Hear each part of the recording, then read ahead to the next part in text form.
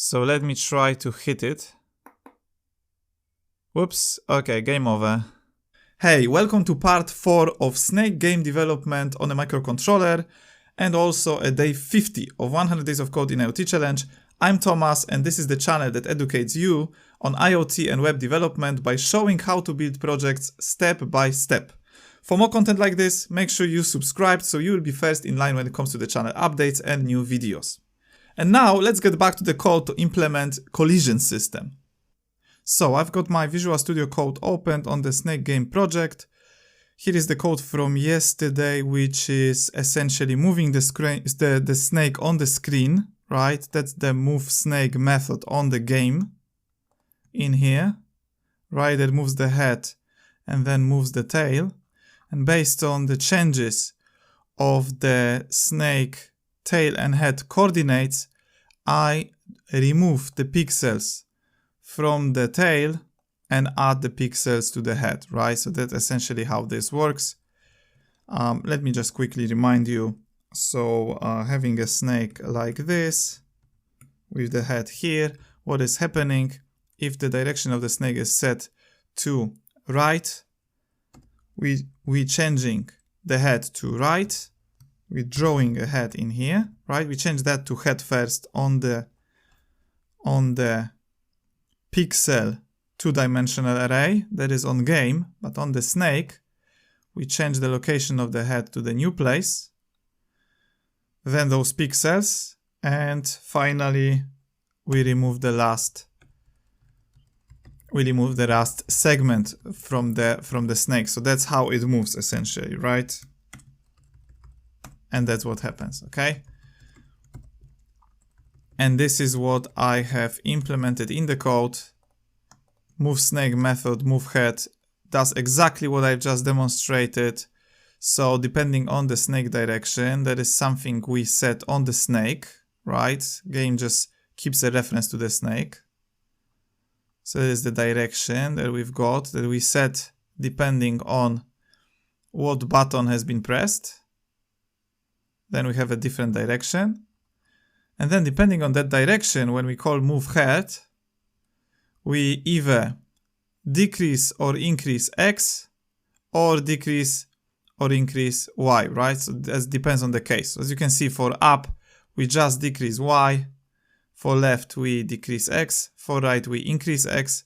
And for down, we increase Y, right? So that's how it moves. It just moves one pixel in one direction, right? At the time, the single call of the move head, which is the part of move snake, right? And that's what happens on the loop. Continuously happens on the loop, and the new pixel is continuously drawn here, and the one pixel is constantly removed, like changed back to black, right? Which is the background color. So that's how we get it move.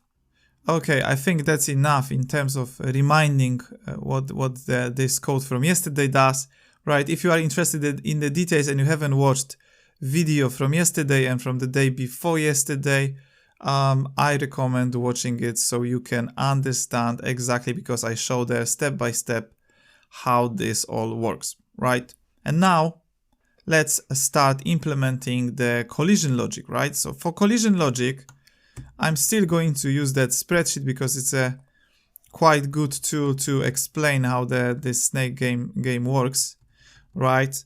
So for the collisions, let me maybe draw a simple snake in here. So we're gonna have a snake like this, let's say. So snake like this.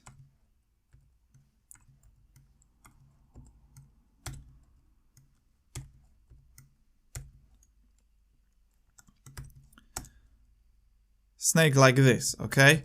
And now what we would like to do is to stop the game, like, you know, maybe show a game over text on the screen when the snake hits the wall, right? When it hits the wall.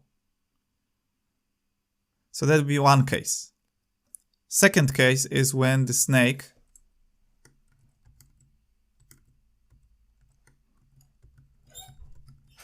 tries to hit itself, right? So before we move the head, right, before we actually call move head or something, like before we change those, you know, those pixels on the field or change the location of the head, we would have some sort of the check, right? We would have some sort of the check that prevents from moving the head of the snake to the element from the field two-dimensional array, and instead maybe changing some sort of the state of the game to game over.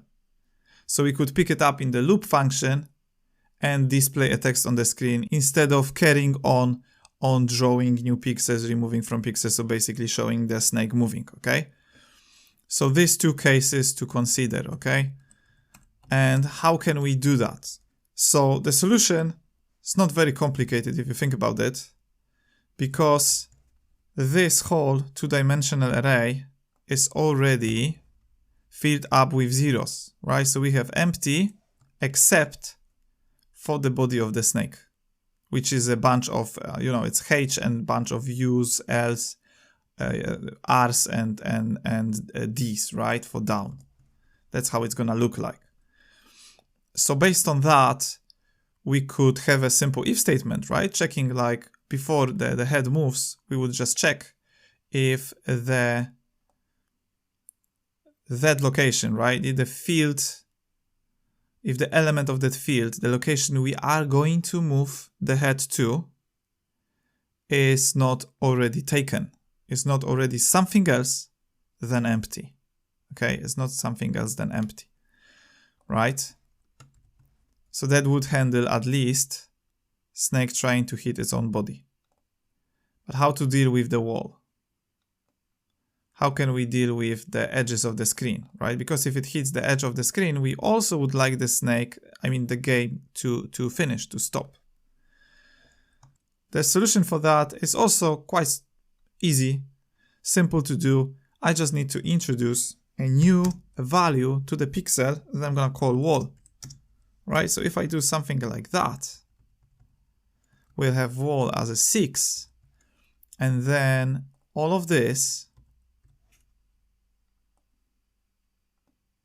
all of this, and all of this, and this is gonna be W's, right? It's gonna be 6. We will know that this is not empty. And basically, if you want to move ahead there, when this method is executed, that means the game is over also. Okay, the game is over also.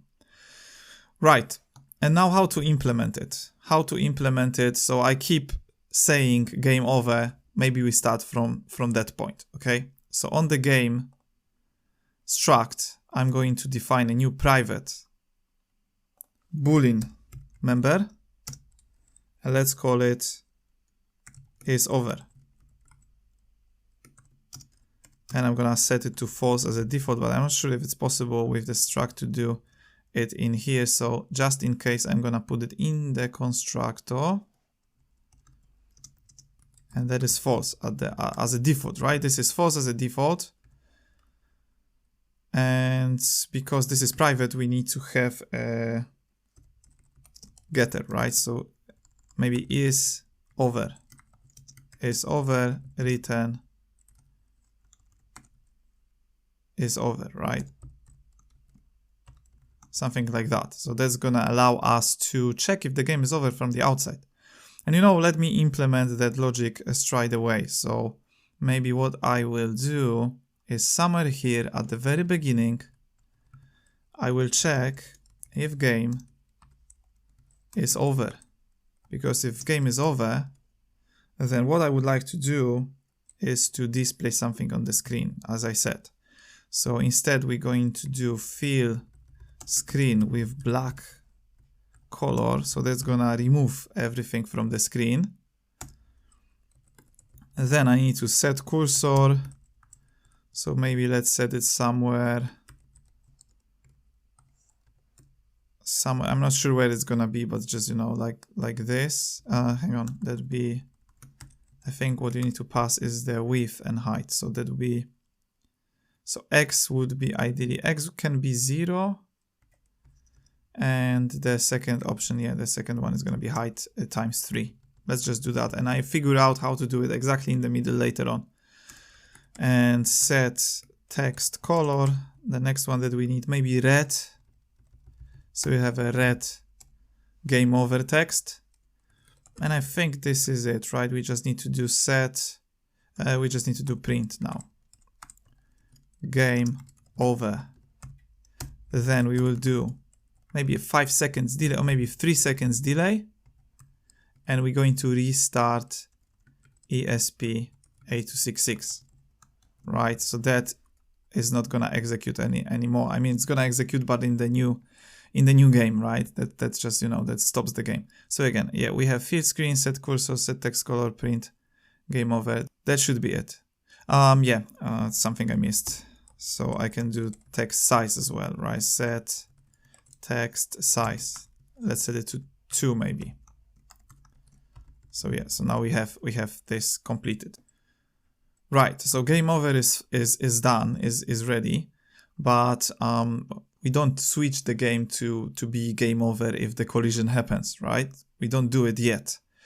And in order to do that, first of all, before I even implement any logic in the move head, I need to represent this wall somehow. Do I? So as I, for example, draw the snake at the beginning, right? This is what happens in the game at the beginning. The snake is drawn. And now what I have to do is to add a wall as well. How to do it in the most efficient way? With the for loops. Not sure if this is gonna be the most efficient way, but I'm thinking about doing 2 for loops. One for is gonna iterate on on x. Another one is gonna do on y. And inside we're going to do an assignment to the first one and to the last one. Let me show you. So we'll have for uint 8tx equals 0. And that's gonna go to the last one, right? But it's not gonna hit the last one, right? Because the array is of size, of width. So we need to bear in mind to not do something like that. Because then we're gonna go out of array and undefined behavior might happen. So that'd be one thing. And there's gonna be a second for, but this time is gonna be on y and height, right? Something like that. And inside we will do field x 0. Right, so that's gonna cover situation where x is 0, right? Sorry, where x changes, right? X increases, and the y is 0, so that's gonna be this one. And now what we need is the maximum y. And what is the maximum y? The maximum y is height minus 1, and that all is gonna equal to. Gonna assign the wall there, right? So that's what it does. Single line and 2 things covered. In here is gonna be other way around. So we'll have 0 and y, and we'll have width instead of height minus 1 and y in here, right? So that's gonna draw the wall in the memory, right? That's gonna draw it in the memory. We still need to draw it on the screen as well.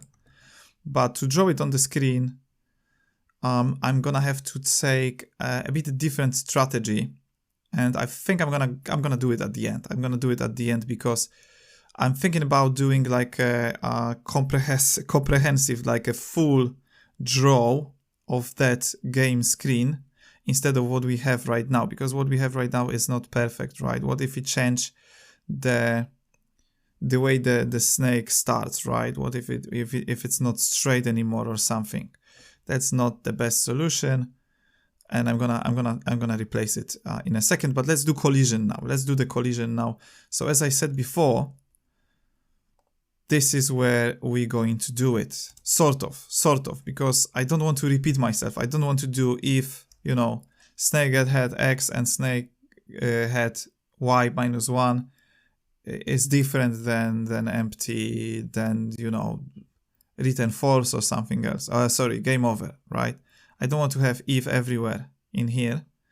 So I'm gonna remove that duplication by maybe introducing some variables.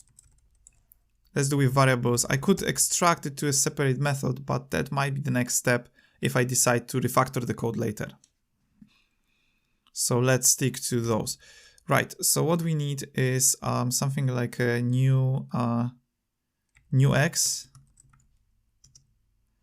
right, new x, and I'm gonna, for now, I'm gonna put, so new x is actually gonna be x, and new y is gonna be get head y, right? It's not the perfect way of doing it because, yeah, it's, you know, based on the mutations. Again, not perfect, but can be extracted out to a separate method that actually returns some sort of a value later on.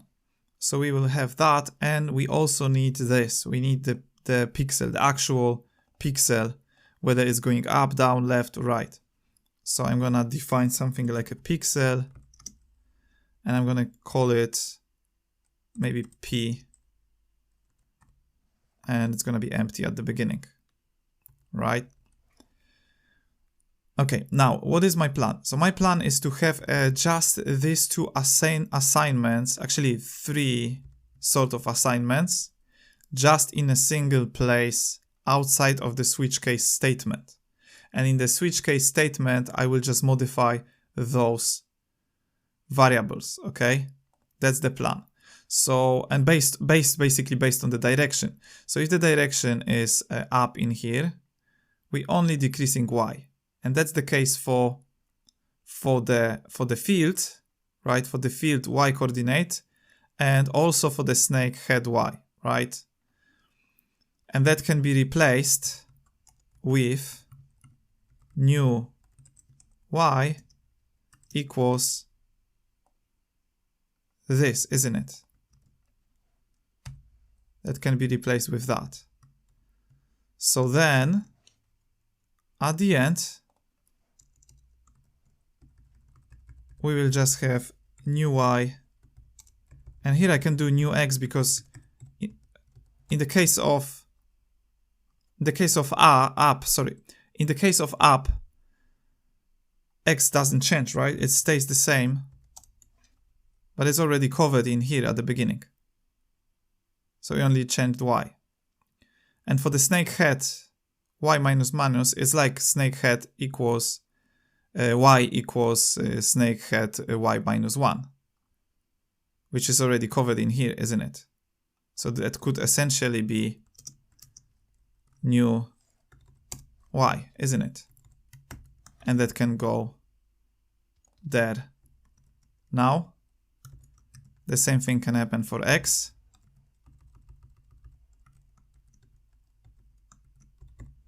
So we've got that covered as well.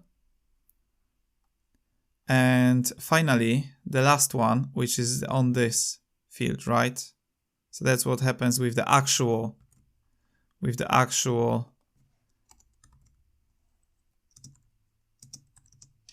I mean, with the previous head, right? That's the previous head, that's the new head. So what happens is that changes to p, but we need to do p equals pixel up. So now we're gonna have p here. You see, so we have all of these operations in here, and in the switch case, what I'm going to do is to just change one of those, right? Change one of those and assign value to p. So let's start from p maybe, because p is easier, because that's essentially mapping from direction to pixel left, to pixel, which is sort of one-to-one, but I don't want to do it because, you know, those values might change. We never know. So there is p pixel right, and there is p pixel down, right? So p is sorted, And let's start from opposite to new y. So where we change the y to +1, here, at the bottom. So this is where it's gonna be +1. Everything covered now. Okay, now let's do x, right? So x is gonna be here, and what we're gonna do is to do new x instead of y, and that is gonna be snake get head +1. You know what? That can be even easier, I've just realized. So let me just change it in a second. Hang on, that is -1, sorry. X -1. And that can be even easier if you think about it, because essentially that all comes down to decreasing the value of new x by 1, because that's already set to get head. And here we can have new y -. So that's even more simplified. And finally this one, which is gonna be x ++, isn't it? We still got this one though, which should be ++. And that is not needed, right? So yeah, now we have -, because it's going up. Left x -, going left, right. Right is x ++, and down is y ++ opposite to up. Cool, nice. And here we change the head to new coordinates. We set the new field coordinates to head. And we've got that to change the previous ones. That actually needs to go to the beginning, right? So that's what we do first. We set the actual one and then we change everything. Maybe even this order is gonna be the best one. Right, so now that we have that refactored, that can be obviously refactored even further, so we don't mutate anything, but just return a whole value, right? We could return a pair of point and pixel. We could do something like that. I might do, if I have time, I will do it. Right, and this is the place, it's gonna be single place where I do the check of the collision.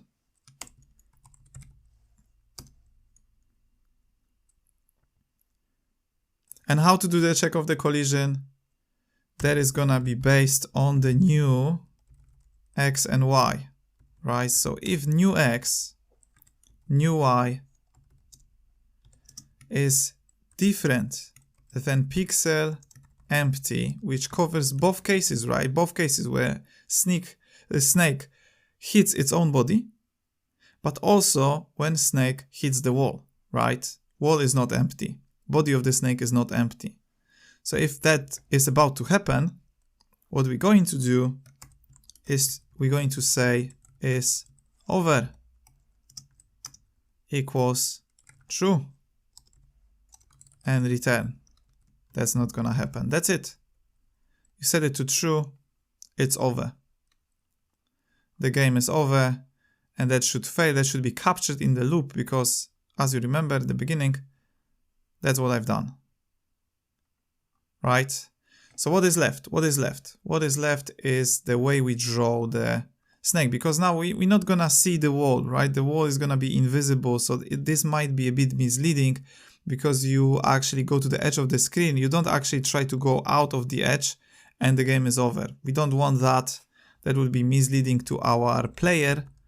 So I'm going to change this to something else, right? Instead of just, drawing a straight line like I do in here based on the tail and head of the snake, we're actually going to draw entire screen. And to draw this entire screen, I'm gonna go for a slightly different approach, because we need this field, right? We need the field array, this one, two-dimensional array. It is private at the moment, right? I could return the pointer. It's a bit tricky how you do like things like that in C++, but I was thinking we could do something else. Instead of returning that reference to field or pointer to field, I could create a method that allows you to pass a lambda function that is gonna do something. Okay?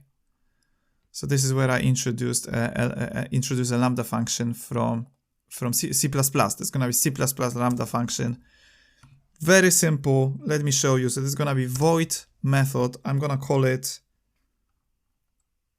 maybe field for each. Field for each. It's gonna feel like a for each in JavaScript actually. And that is gonna take std function that returns void, doesn't return anything, and it takes 3 arguments. The first one is x. Second one is y, obviously. And the third one is gonna be the pixel. Okay, so that's gonna be the function that it takes. And in here, what it's gonna do, something I already sort of done. So let me reuse the code, but change it slightly. So we will have this inside this, and that's gonna be inside this, right? So we're iterating of a 2-dimensional array.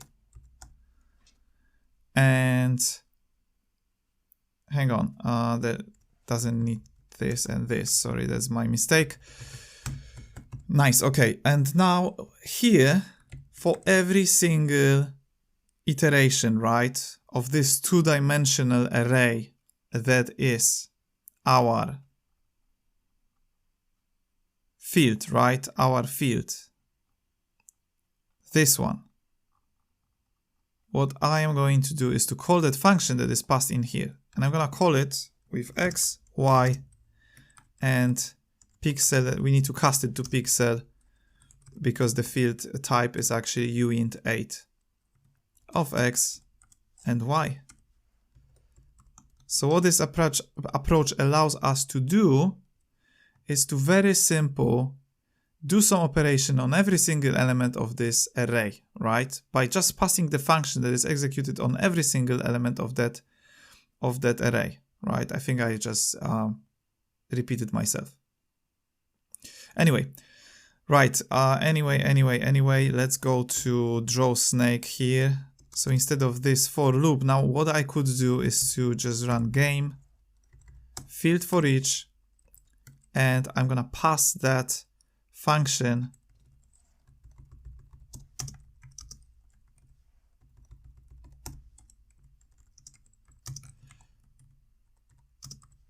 in here. And that function essentially is gonna be super simple if you think about it, because you essentially just draw a white pixel on the screen by, yeah, that's not everything though, by checking if the pixel is not empty, right? So if p, I think that needs to be game pixel though. So if p is different than game pixel empty, then we would like to write it. That's quite important, otherwise we would have a white screen. Nice, okay. So that allows us to do it, right? So by passing this function into field for each, we will have this executed on every single element of 2-dimensional array of field, right? That is on the game. That's how I call it. So essentially that's gonna do iteration on every single of them. And as you can see, at the beginning we will have just, you know, white, I mean wall, and wall is not empty. So we will see white pixels here. Then it's gonna jump to the next one and it's just gonna be a wall here. So pixel only here. Now it's empty. Empty. And if the snake happens to be in here, which actually won't because it's gonna be somewhere here, then it's gonna also draw a white pixel on the screen. So we'll see snake and the wall on the screen thanks to the implementation of this. So it's sort of like inverted way than you probably would normally do it, right? With returning the pointer to array maybe and then iterating it again in the for statement, in the for loop. Okay, yeah, I think this is pretty much it. So let me try to compile it. Okay, something I missed. What is that? What is that I missed? Okay, there is too many closing brackets. Okay, compiled. And finally, let's see if that is working. Yeah, okay, no, I'm not going to deploy it yet. I've just realized something. Our snake is too short to check if we can if we can make it hit its own body. So let me just quickly fix that. There is also something I would ideally change in the future. So here, maybe we do +10 and -10. So the length of the snake is gonna be 21 pixels, right? Which is better because now we can actually test if we can hit, right, its own body. That is important. Otherwise, we could only do with the wall because it would be too difficult. It's too fast to actually, with the short snake, to hit its own body if it's, you know, just 7 pixels long. So now it's better. And now I'm going to deploy. And sketch deployed. We should see a snake on the screen in a second. And there we go. Here is the snake. And you can see the wall around the screen, right at the very edge of the screen. So let me try to hit it. Whoops. Okay, game over. Game over should be 3 seconds delay. And the game starts again. Okay, the game starts again. So if we hit the wall, it doesn't actually matter on what side, right? This is on the right. Game over again. And now when the game restarts, I'm gonna try to hit my own body with the snake. There we go. Also game over, right? So yeah, cool. We have collisions sorted, right? I also think about the solution where we don't have this like box around. Like you probably remember from the original game of the snake from Nokia 3310, there was an option to play the snake game in a way that if you went to the end of the screen, right, it came up from the other side, right? So it could actually go from one side to the other, but it's not the case for now. I might think about that option in one of the future videos. We might implement it as well, but for now, let's keep it like it is. So we have the wall around the screen, and also the collision is detected when a snake hits its own body, which should be the case always. And this is it for today. Thanks for watching. Tomorrow I'm going to implement the foot showing up on the screen and the logic to make snake longer when it eats the food. If you enjoyed this video and you find value in my content, don't forget to subscribe. Cheers and bye.